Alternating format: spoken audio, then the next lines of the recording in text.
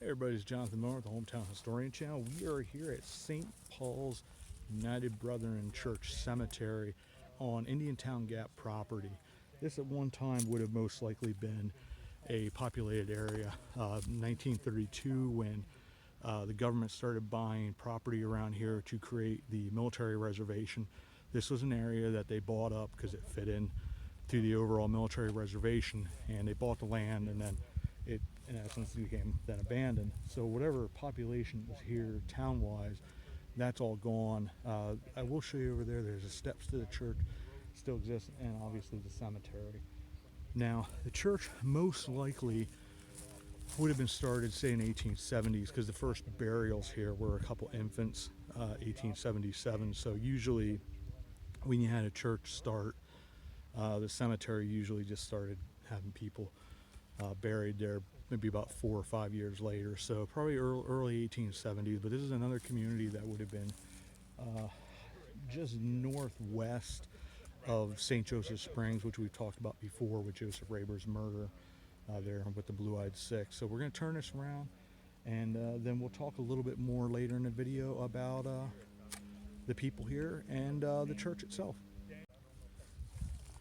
So this is a cemetery. There's, I think they say 21 burials here, but it actually looks like quite a bit more. But then you do have some of these smaller stones are like the foot stone. You have the big stone. Here's the headstone.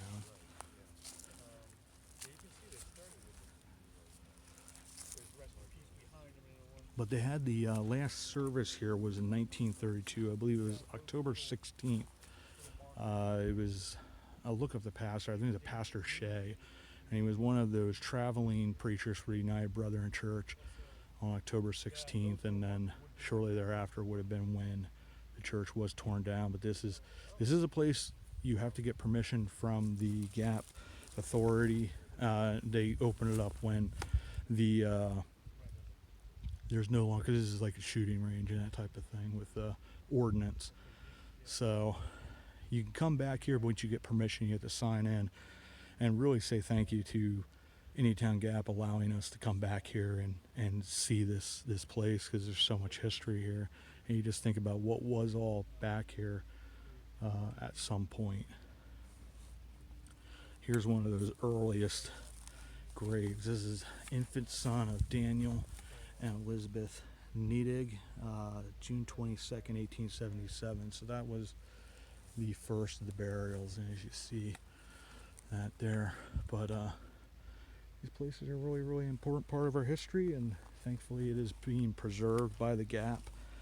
They take such great care of these types of things. And actually it was cool to have a conversation with the military officer and the lady that are letting us do this. They're saying they're starting to look into this Africa thing, and they might have been, whether it was just the stones got moved or the bodies actually got reinterred. But I guess back at that period, it's just sort of going through records and trying to figure out where they might be.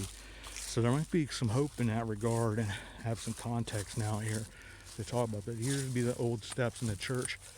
Would have pointed out that way. This would have been like the front of the church. But such a neat place. But like it says, sign there, it says unexploded ordnance.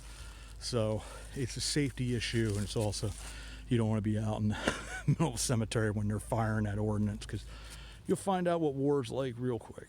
But thank you once again. Thank you to MossLady as well. She is the one that arranged this, and we're going to be going out to Ono and doing a video on Thomas Jefferson.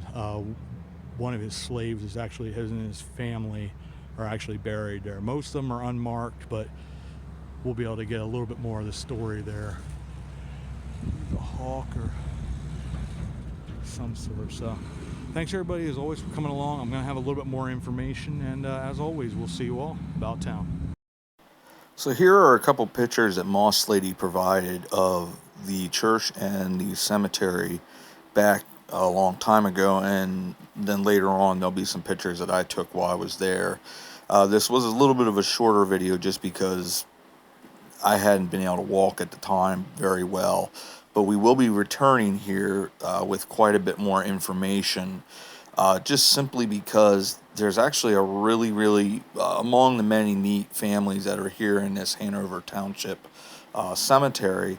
There's one family in particular, an African American family that came from Philadelphia and came to Hanover Township, and one of the gentlemen served in the Civil War, and MossLady had sent me, a gentleman had done a dissertation on this family in particular, their service to country and all that. And it really goes into, I guess, journals or diaries that they kept of everyday life at that time period, which I find extraordinarily interesting. I think you all will do as well. So at some point, we're gonna, as I finish reading this dissertation, I do want to do a video on this particular family. We've done a number on refining history and the hometown histories, historic families, and those types of things. So we will be doing it with this family as well. And sorry that it took so long to put this video out, but it's just been a journey. But we will be having quite a bit more, maybe a little bit more on this community, the name of the community, which I'm not even sure if there was necessarily, other than it was just a smattering of, family farms, basically. And this was the local church, the United Brethren Church. So, as always, I want to say thank you for coming along, and we'll see you all about town.